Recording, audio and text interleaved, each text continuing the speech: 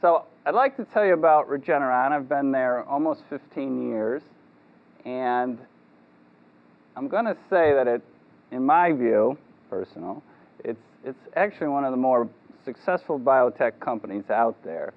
And that's kind of a bold statement in light of the fact in almost 20 years, or just actually been around more than 20 years, we don't have only one approved product, and that came rather recently. But our success is measured in different ways, and certainly in our longevity. So I hope to share with some of the events and our approach to keep maintaining our longevity and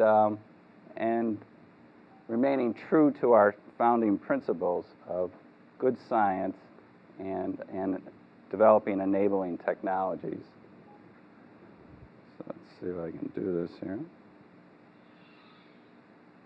So we were founded way back in 1988 by Len Schleifer, who's still in charge today. Len was, at the time, a professor of neurology at Cornell Medical School in New York. And he and 3 others conceived the idea of starting a biotech. And these original members all had quite a bit of experience in neuroscience. And a couple of them actually have been doing some cutting-edge research in the area of neurotrophins. And that includes ciliary neurotrophic factor, or CNTF, brain-derived neurotrophic factor, BDNF, nerve growth factor, and something called neurotrophin 3. So they wanted to capitalize on what they knew about the action of these neurotrophins, or growth factors. It stimulated the growth of nerve cells. And so they obtained a small amount of funding, and they identified it as their initial therapeutic target, neurodegenerative diseases such as ALS or Lou Gehrig's. And our first product candidate was actually CNTF, which is a naturally occurring human ciliary neurotrophic growth factor. Oops. So that's how we started. Now, these next couple slides are an attempt to give you a feel for sort of the ups and downs, if you will, or the milestones that Regeneron has experienced. Because if you know anything about biotech, it's a very high-risk business, and there are certainly more failure stories out there than there are success stories. So we began, those 4 individuals expanded and obtained or leased property in Tarrytown, New York. And we're still in Tarrytown, New York today. That is the headquarters for Regeneron, whereas Lynn and I work at the other site, which is in Rensselaer, which is strictly manufacturing. So the headquarters was formed in '89. A board of directors was formed, or well constituted at this point in '91, and then we go public. All along, we're developing CNTF to the point where it looks rather promising, and so Regeneron buys what was once a former Sterling drug building in Rensselaer to set up a manufacturing site in '93. And subsequently, the phase 3 results come out, and it didn't look good. But Regeneron has this good fortune is when something drops off, there's always something in the wings. And we had been developing the brain-derived neurotrophic factor as a possible treatment for ALS, and we began a collaboration with the Japanese company Sumitomo. We also, shortly thereafter, entered into a contract manufacturing agreement with Merck to make an intermediate for them for their PEDVAX vaccine, which is commonly given to infants. So here we were once again getting some income from these collaborations and agreements. subsequently, we formed another collaboration with Procter & Gamble on a compound we called Axikine. Axikine was actually a derivative of CNTF, a slightly modified form of the protein that actually was directed or targeted towards weight loss. One of the side effects that became apparent in the CNTF trials was people were losing weight, which was not good for somebody who had ALS, but it seemed like an opportunity. And so we pursued that.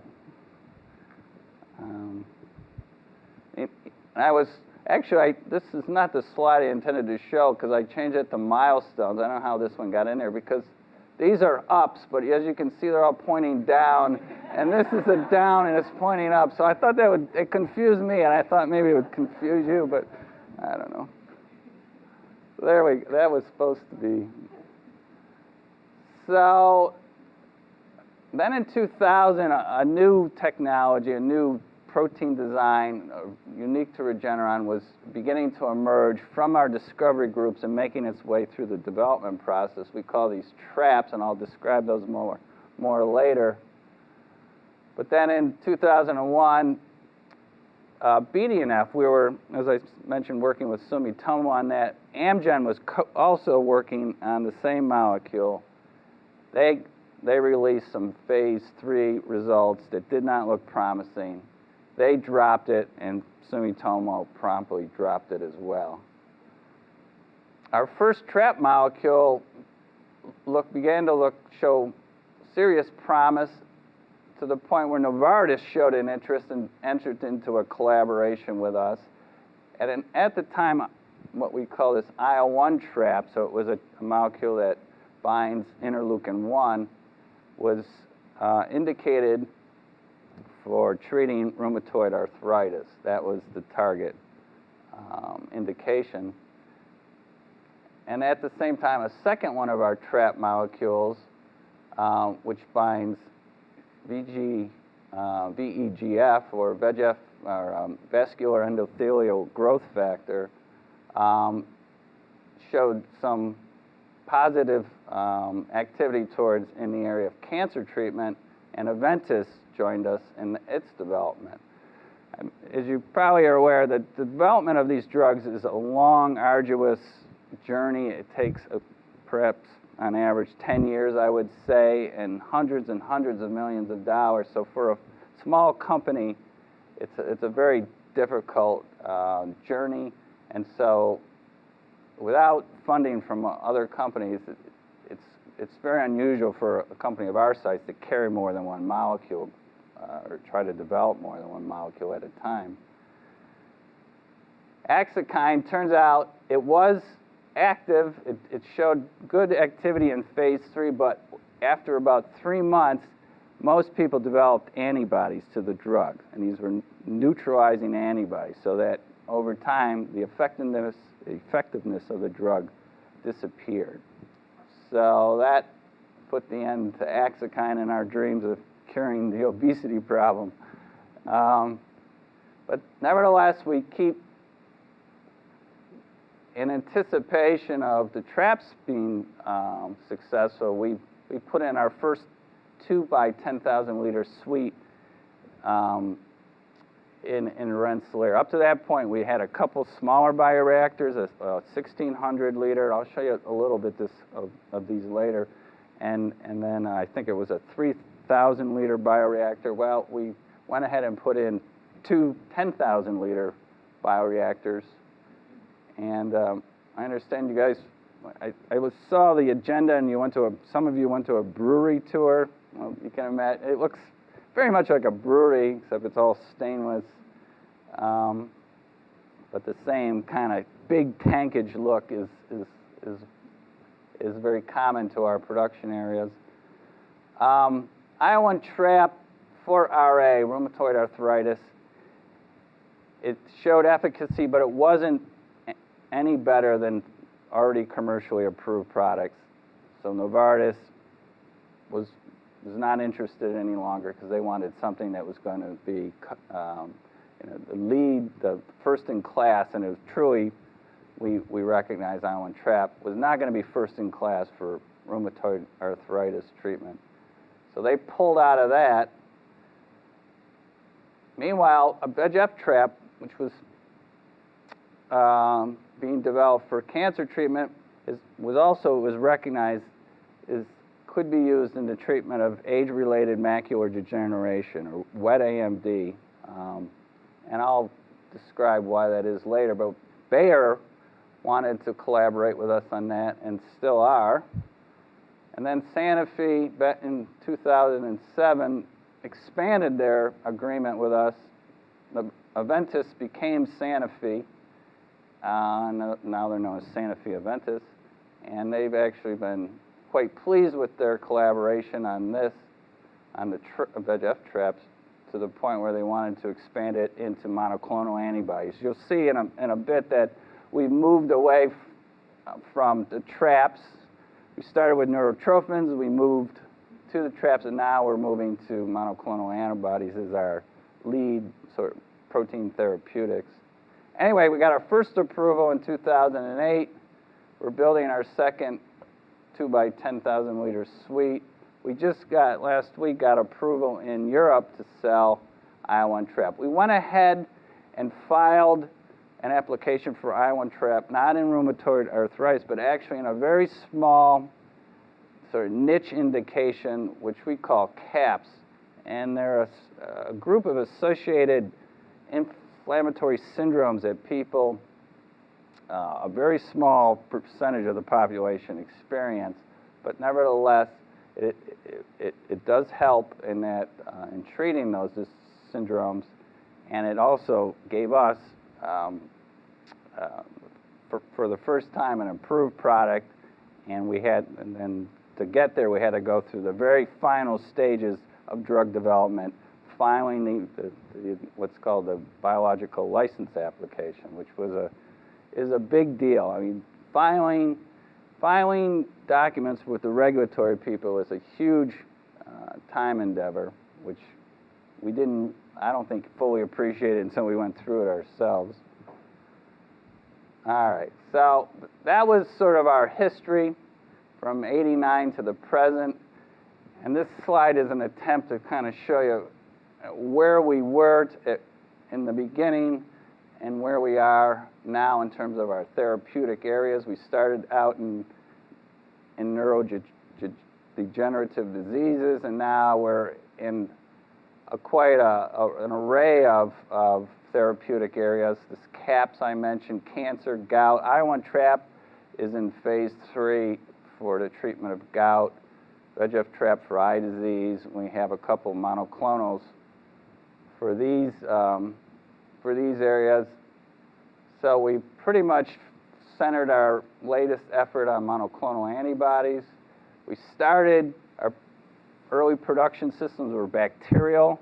We made our CNTF, BDNF, all in E. coli, which was a rather crude process by today's standards, because the protein is internalized in the E. coli cells.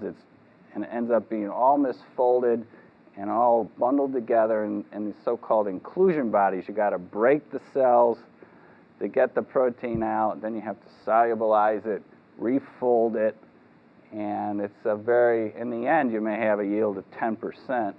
Whereas today, we're using CHO cells, Chinese hamster ovary cells, to produce all our products. That was in part by necessity, because bacteria does not produce proper glycoproteins, so we needed to move into a mammalian cell.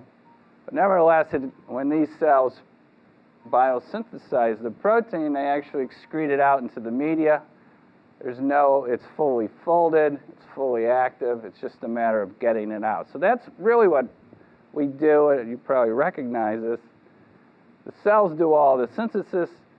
The manufacturing is just a long, extended purification process for the most part. We started in rather small reactors with small columns, and now we're into big guys. And whereas we had originally 3 INDs, that's the application one files in order to enter into clinical trials. 3 and 10 years in our early year, in the beginning, or formative years. Now we're submitting 2 to 3 INDs per year. So the IL-1 trap, or its common name, is rilonacept, and its trade name is Arcalyst. That's approved. VEGF trap for oncology and wet AMD is in phase 3.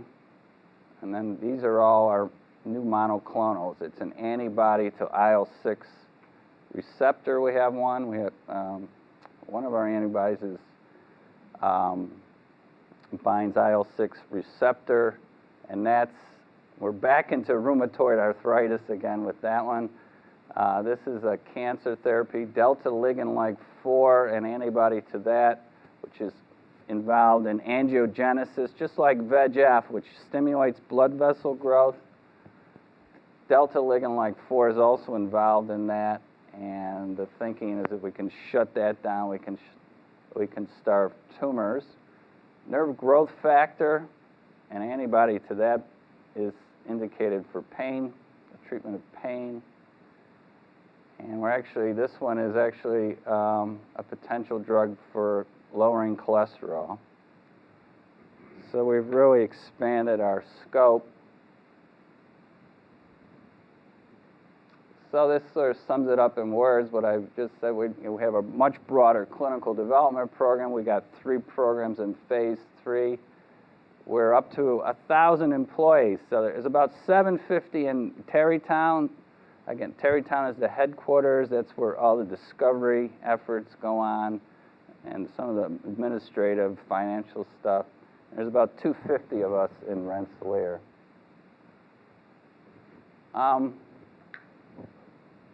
This is our personal view, but I think, in my view, these are some of the keys to how we've been able to survive our ups and downs over the years. We've really been committed to some cutting-edge science. If you were to go to our corporate website, there's a page where you can look for publications. They go all the way back to the early 90s, and some of those papers in there were seminal and in the area of neurotrophin science, cytokine science, angiogenesis. So Regeneron has long had a real commitment to leading-edge science and to developing new technologies. And these traps, I want to tell you a little more about their design. And then another group of technologies we call VelociSuite. Another thing we did from the start is Regeneron wanted to be a full-fledged biotech. They didn't want to come up with ideas and sell them off.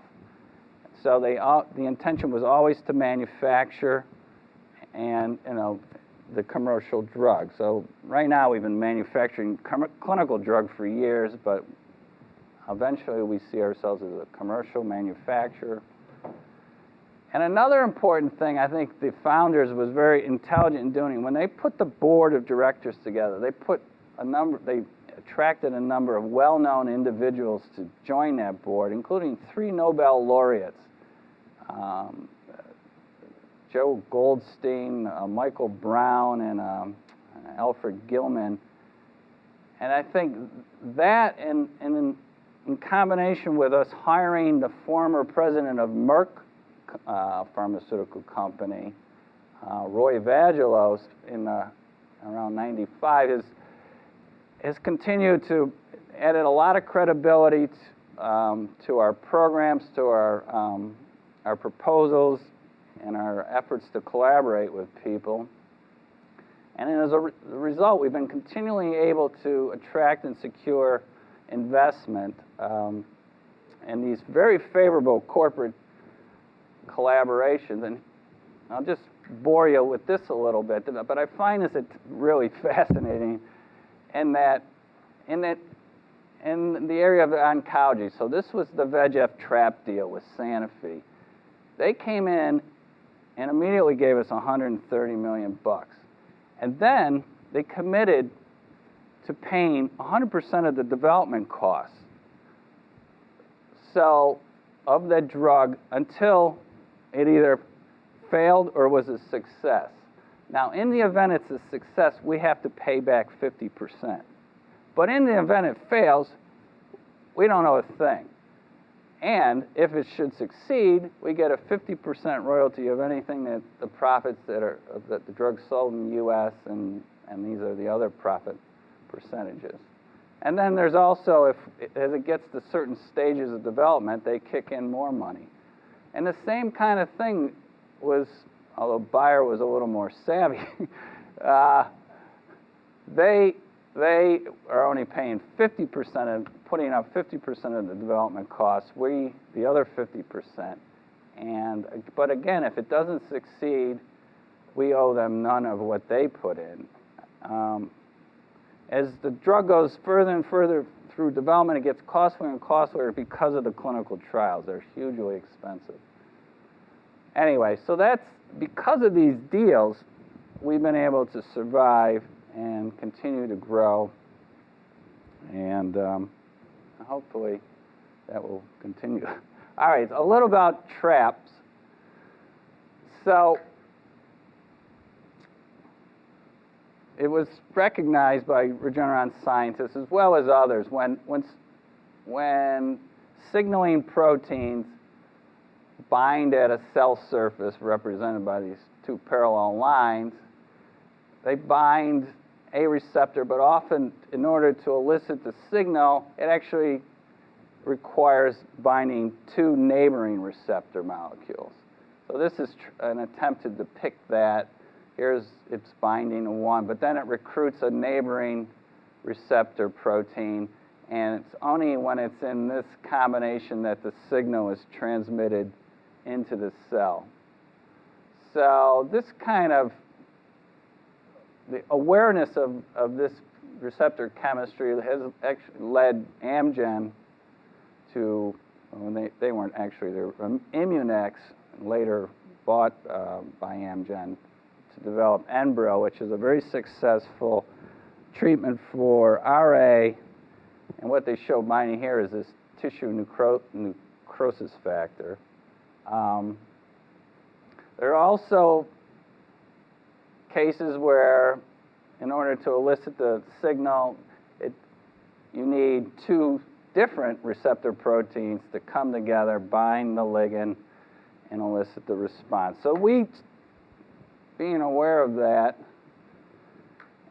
and knowing the basic structure of antibodies, this Y-shaped array of protein chains, we capitalize on that, and we built our first version of the interleukin-1 trap, IL-1 trap, is we took a human FC, the sequence, the protein sequence at the bottom of an antibody, immunoglobulin 1, and fused on that the two receptor proteins for interleukin-1, receptor 1, accessory protein, and then another receptor, and came up with our first trap. We later modified that, so we put in sequence the receptor 1 and receptor 2 on one arm and duplicated that on the second.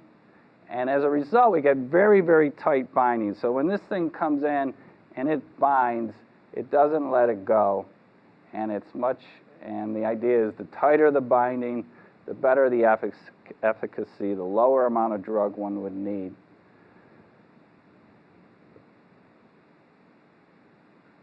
And so these advantages are enumerated here, or listed here.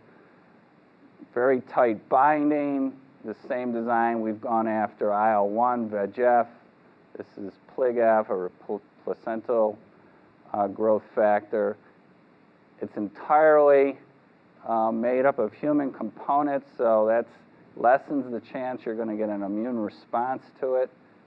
They have this FC portion, which is the body sees this all the time in all our antibodies. This is the common denominator of all antibodies.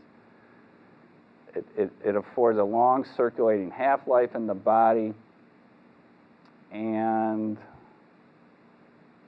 so this was sort of the technology for our middle years. This Y receptor protein, the molecule comes in, binds, cytokine affinity. You see how it goes? That's one way to remember it. And that led to the Arcalyst, as I mentioned before. This is the molecule for treating CAPS. CAPS stands for cryoprin-associated periodic syndromes. Cryoprin is a protein that's expressed, these various syndromes. There's a genetic flaw, mutation in the production of that particular protein, and the folks who experience these diseases. And so, when cryoprin isn't present, more IL-1 is produced than needed, and so that's why the trap is helpful in treating these conditions. The VEGF trap, we took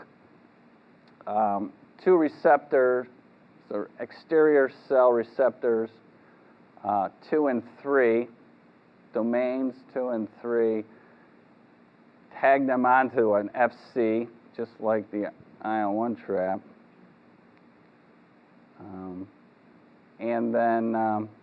And that formed this very tight binding molecule for VEGF. VEGF, vascular endothelial growth factor, again, is involved in the stimulation of new blood vessel growth. So the simple-minded idea is tumors need a lot of blood vessel vasculature to grow, and so if you shut down their blood supply, you can starve the tumor. That's been shown to be true, but it's not the end of the story.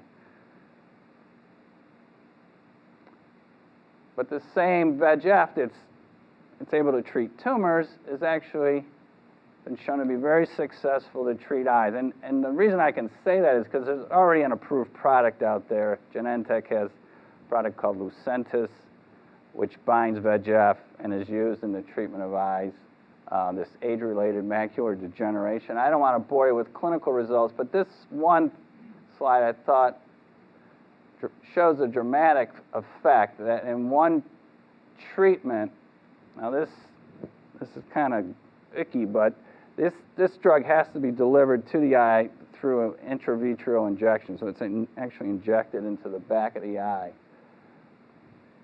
That is where the focusing of the images that we see, in order for us to visualize something, the images has to focus on the back of the eye. And with age, you get some leakiness in the vasculature back there, and that causes blurriness in the vision, or the so-called wet AMD. And VEGF is also known in the literature as vascular permeability factor. So when it's around, blood vessels are more permeable, and when you take it away, they become less leaky. So with just a matter of a few injections, we showed clear vision in over 117 people. On average, they can immediately begin to read 6, 7, 8 lines better on an eye chart. So, whereas you're up here with a couple of treatments, you can read 8 or 9 or 7 or 8 letters down, and those being smaller. So that continues to last with some periodic injections. So anyway, in summary, with the traps, we've got 9 phase 3 trials running with VEGF trap eye, and then Arcalyst is also being studied in gout. All those results should come, or our initial results should come next year. All right, here's another one of our big technologies. It was developed in Tarrytown, and we branded them VelociSuite. And the first is what we call VelociGene, and that clever name, it's supposed to impart this idea of speed, but it's actually gene locus or gene loci. And what we use this velocigene technology for is we're able to take embryonic stem cells of a mouse and pull out or knock out genes of interest in a relatively easy and automated way.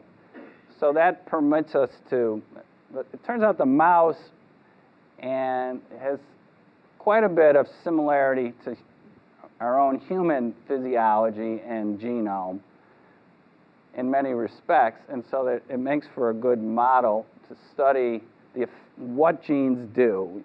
You're aware of the Human Genome Project. We've mapped all these genes, but we don't quite understand what all those genes do in terms of what proteins they produce and what's the function of those proteins. Well, velocigene is a way to get at understanding the function of various proteins, and we can do that rather rapidly and effectively in mice, so that we knock out the gene in the mouse genome, and then we're able to create a mouse that has that, either the replaced gene or extra deleted gene or extra copies of a gene. And we also include a reporter in there, which is often some sort of dye, so that we can actually visualize where the protein would have been expressed and its localization.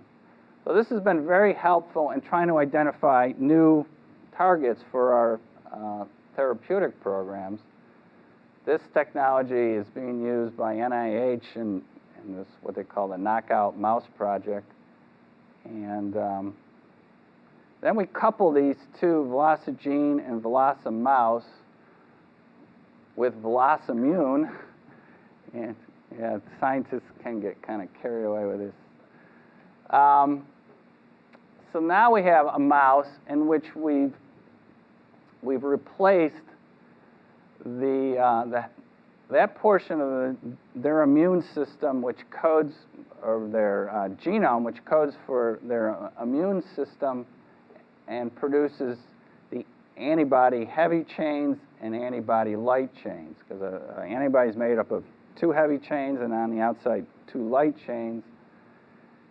And so we've completely replaced the murine coding with human. And the reason we did that is because when people first started making monoclonal antibodies, they were strictly made in mouse, and when they were given to a human, all hell broke loose because the human body recognized it as being foreign. So we have mice now that when they produce antibodies, they produce it in a human form, and you don't have that reactivity.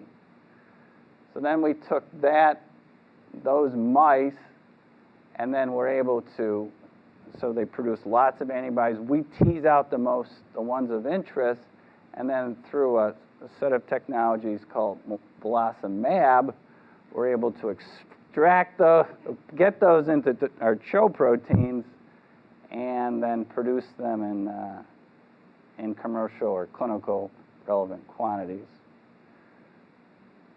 So this is just an attempt to show that as you move away from a human antibody form towards the murine form, mouse form, the immunogenicity potential goes way, way up. Other companies have been trying to make human and the progression in the science went from starting with murine antibodies, then people developed what they call chimerics, and then humanize. But the ultimate is a fully human antibody that's actually first produced in a mouse, and that's where we're at. So the mouse produces a bunch of antibodies, and we want those that have the highest binding affinity, so it binds our target of interest. But it also blocks its activity, because you would have an antibody that binds to a protein at a point where the protein is still active, because it's not binding the active site. So we look for those that bind tightly, block the activity, and then after we screen for those, then we want those that we can successfully get into a CHO cell and express high quantities of the protein of interest. And we have a number of proprietary cell lines we do these with, and here's another kind of clever acronyms. We actually start with what we call this easier line. That's how that's pronounced, easier. And that comes from enhanced expression and stability region. But we use this expression system to come up with our clinical cell line. We make master cell banks.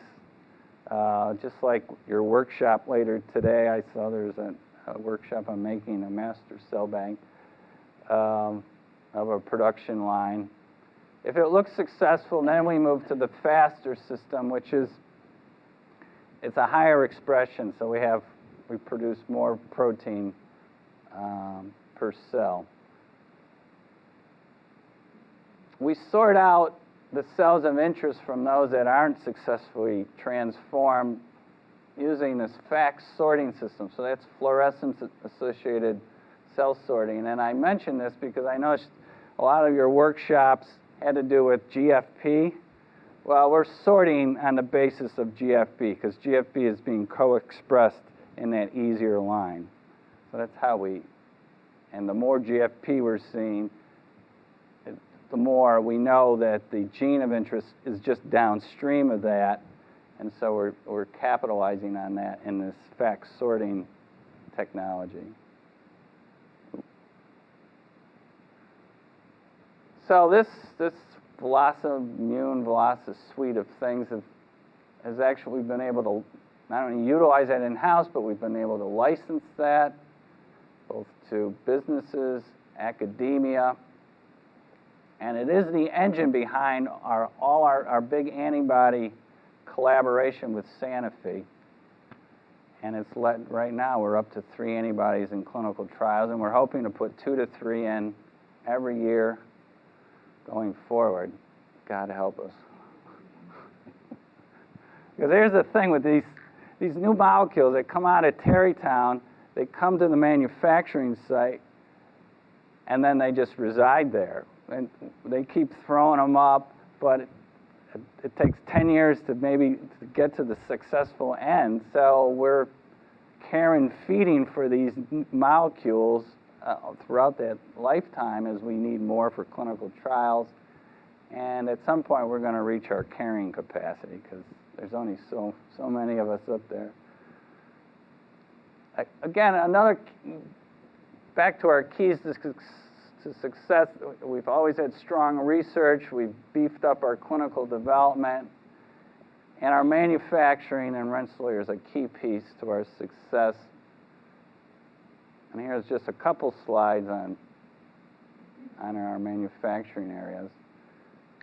This was one of our original manufacturing suites of the 1,600-liter bioreactor. I think it's right there. But in there, we've made all our traps at one point. All our antibodies start there. It's our phase 1, phase 2 production area.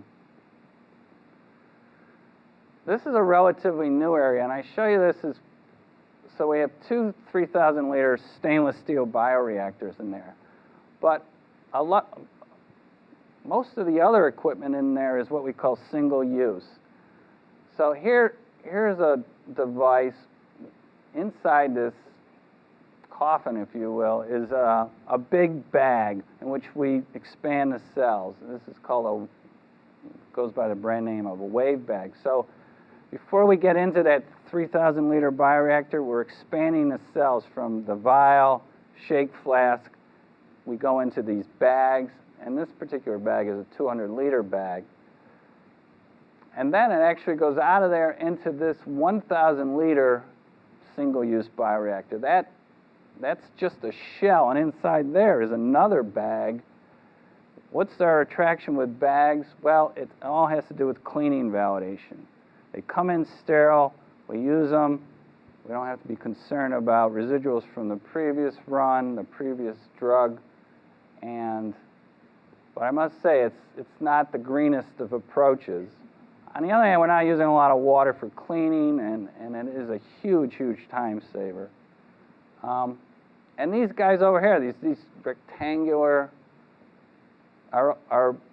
these are tanks, but they're, again, they have bags in them. So we're moving away from sort of a hard stainless steel approach. Whereas where our 10,000 liter reactors are, and that building's called Red Mill, and here's one back here, that's 10,000. And here's a 3,000 liter bioreactor that feeds it. And there we use the traditional hardware. Down here is a chromatography column that we use in the first step of purification. It's packed with a resin. It's a synthetic backbone saccharose. It's a modified sugar. But to that is bound the bacterial protein A, which you probably may have heard of. And all antibodies have a high affinity for protein A because it's a bacterial protein, and by nature, antibodies bind to this bacterial protein. That resin is very expensive. To pack that column right there is over $1 million.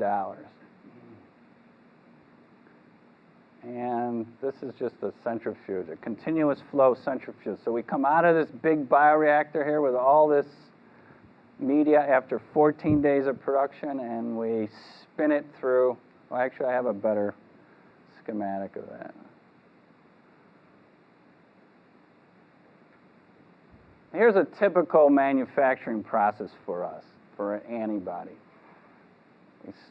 We thaw out a single vial of the master cell bank. We go into a 500 ml flask until the cell numbers reach the density in which we can inoculate a 2-liter wave bag. So this is this inflated bag that's just being rocked back and forth gently. The cells double, and after a couple days, there's enough to go into a 20-liter and subsequently a 200-liter, then 1,000. This is the scheme for that 3,000-liter PA, process area 1 manufacturing area.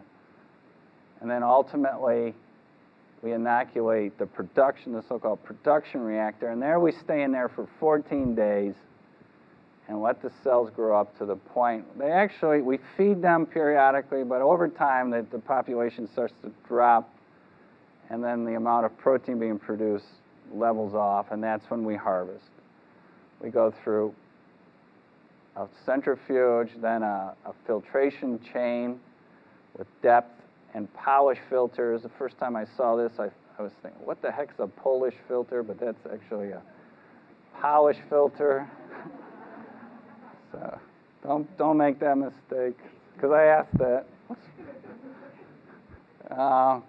And all that filtrate is harvested, and then our first chromatography step. So we're still in spent media here, but all the cells are gone. The protein A chromatography, we pull the protein out, and the media goes away. Then we go through a low pH hold. All these biotech products, as you might be aware, there's a fear that we may have either from the cell line itself or from the media components. And we've gotten away from all animal-derived components, by the way, but even still there's a fear, a concern that viruses may have made its way into this production train. So one of our first viral clearance steps is typical in all biotechs. You put the protein through a quick low pH hold. So it's kind of like analogous to a quick heat treatment or pasteurization. But in this case, we're dropped the pH there, and many viruses, but not all, are unstable at an acid environment. Around pH 3 is where we go down to. We hold it there for about 30 minutes, and then we bring it back up. So that's our first viral clearance step. And these viruses are all hypothetical or theoretical, but nevertheless, every manufacturing process is required to have these steps. Oops. Sorry, I got into Lynn's slide. All right, one more, and then, so we're out of protein A, then we usually go through some ion exchange step, and that typically is where most of the host cell DNA is pulled out, or a lot of it, because DNA is negatively charged, and anion exchange is a positively charged resin, and it pulls all that unwanted, in this case, CHO DNA, out of the process stream. And then usually every antibody manufacturing process has some step to remove aggregated protein. And we use hydrophobic interaction chromatography. We used to use size exclusion. That was the classic way. But the throughput in size exclusion chromatography is very limited compared to HIC. And so for throughput reasons, we've moved to this. Then we go through a very narrow pore filter, which is on a nanopore size, which pulls out most of any remaining viruses. And we concentrate it, formulate it, usually throw in some stabilizing excipients, simple things like sugars, and we get the pH right and into the right buffer, and we're done. And I would like to say that after we got the invite, then I went to the website, and I subsequently got the program or for this meeting. I was very impressed with the content of the works of the website and its relevance to what we do every day in these workshops. I mean, this book Krista gave me, the laboratory manual. I mean, it reads just like one of our SOP binders as far as the types of things we do, the way it's formatted, and so anyone who's being trained using this as an educational aid is going to be very well suited and well prepared to join our workforce. So you guys are certainly on the right track, or well, I mean, you're right on the right track. Yeah. Can we use this as a quote? Sure. I mean, it could probably be more eloquently said, but... I do have a question, though. Sure. It's about the use of, this wonderful CHO humanized mouse antibody production, Yes. versus something you might have seen in there, because we're actually training also, besides CHO, with humanized, well, we don't do humanized, but Pichia-Pastoris, which is now humanized. So what do you think, the race is going to be like? Who's going to win, or is it going to be a double, two ways to do it in the industry? If this, your mouse thing sounds quite successful, right? Yeah, I'm not that familiar with Pichia. Is that insect, or what is Pichia? No, Pichia is a yeast, and it's yeast. Merck. Okay, yeast. Merck bought it from Okay. a company in New Hampshire, Glycophi. Okay. Yeah. Well, honestly, I'm not in a position to say. I mean, I've never worked with yeast other than brewing my own or making some wine at home. But so it's a similar technology. Some different challenges, I guess, certainly at the production side. But subsequently, I guess maybe you'd have a lessened concern around viruses. Mm-hmm. That would certainly be an attraction. What kind of, we talk in terms of titers. It's kind of a funny term, but that term is the amount of protein that's being produced sort of on a gram per liter or weight volume basis in that production reactor. And in the old days, we were getting things around 0.1 grams per liter or mgs per mil, whereas today with the improved cell lines, and we have a big program in media development and media feeds, we're up to a gram per liter and beyond. So in terms of this Pichia, do you know what kind of so-called titers? 13 grams per liter. Whoa. But they're saying, but this is when they really get it, ramped up. I mean, they're in clinical, they're developing still the expression. Okay. So Well, if it can really sustain that kind of titer, or you can routinely achieve that kind of titer, I think the industry would take it very seriously. Yeah. and maybe it would become the expression system of choice. But we do... Do you have to pay this royalty to Merck every time you use it? Oh, yeah, I'm sure. That's a big problem with these things, Yeah. actually. But they would have to pay a royalty to you guys, too, right? For your CHO Well, mouse antibodies. if they use that system in some way, yeah. Yeah. Because it's interesting, it's the same technology. I mean, you're ripping out mouse genes and putting in human genes. They Right. ripped out the mouse glycosylation genes and Mhm. put in the human glycosylation gene. It's just fascinating. It is.